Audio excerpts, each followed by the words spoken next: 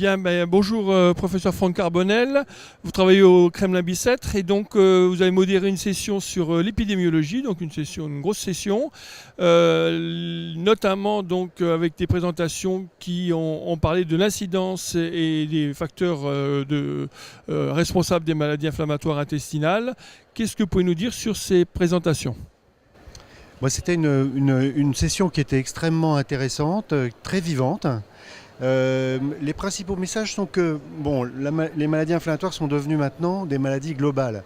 C'était il y a encore quelques années des maladies de l'Europe de l'Ouest, de l'Amérique du Nord et de l'Australie, mais c'est désormais des maladies qu'on voit qui sont déjà bien installées en Europe de l'Est et qui commencent à émerger, surtout la rectocolite hémorragique en Asie. Et ça pose beaucoup de questions. Les malades qui ont ces maladies l'ont pour une longue période, sinon pour toute la vie, si bien que la prévalence de ces maladies est importante. En France, c'est largement plus de 200 000 personnes qui ont la maladie de Crohn ou la rectocolite hémorragique. Donc ça devient un problème quantitativement important pour le pays, pour les autorités de santé, etc. Alors quels sont les enseignements spécifiques de cette session ? Moi, j'ai été beaucoup intéressé par une communication qui émane d'Écosse. L'Écosse est une région dans laquelle il y a la fréquence des maladies inflammatoires pédiatriques est très élevée. Et ce qui est intéressant de voir, ce qu'a montré le groupe de Paul Anderson, c'est que l'incidence de la maladie de Crohn et des maladies inflammatoires en général continue à augmenter chez les enfants et les adolescents écossais, même dans ces dernières années, avec l'incidence de la maladie de Crohn qui a été multipliée par 5 entre les années 60 et l'époque actuelle, ce qui est quand même assez considérable. Et l'autre évolution également très intéressante, mais assez énigmatique, c'est le fait que dans les années 60, c'était la rectocolite hémorragique qui était la plus fréquente des deux maladies inflammatoires, alors que maintenant, le phénotype est différent, c'est la maladie de Crohn plutôt que la rectocolite hémorragique qui est plus fréquente chez les enfants écossais. Voilà une communication qui était, à mon avis, importante.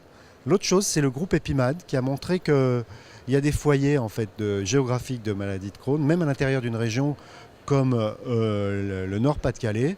Il y a des zones de surincidence et de sous-incidence, des zones urbaines ou périurbaines.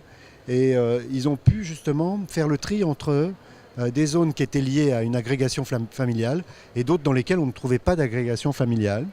Je trouve que le concept est intéressant, même si on ne sait pas quelle est la cause de ces foyers, de ces clusters.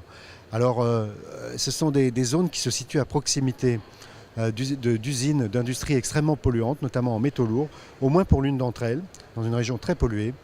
Il y a d'autres clusters ailleurs dans le monde à proximité de zones de grande pollution. C'est là une piste à suivre, mais pour l'instant, ce n'est qu'une piste. Il y a eu beaucoup de choses aussi sur le risque de cancer. Il y a un travail norvégien en population de très grande qualité, c'est le registre Ipsen, qui a produit des résultats très intéressants sur l'histoire naturelle des maladies inflammatoires, qui a montré une nouvelle fois que les patients atteints de maladies inflammatoires ont un risque augmenté de cancer du côlon. Ce n'est pas une surprise, mais là c'est démontré dans une étude très bien faite.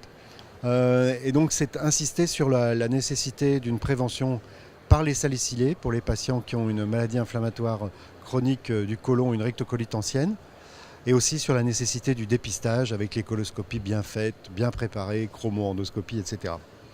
Enfin, il y a une comparaison des résultats du traitement médical à l'Est et à l'Ouest avec des constatations qui sont assez originales, en ce sens que le phénotype des maladies inflammatoires à l'Est et à l'Ouest de l'Europe est à peu près similaire. À l'Est, les gens reçoivent moins de médicaments biologiques qu'à l'Ouest, et pourtant le taux d'intervention chirurgicale et d'hospitalisation est le même. Donc il y a encore beaucoup à faire à l'Est comme à l'Ouest pour réduire ce taux de complications, de chirurgie, d'hospitalisation.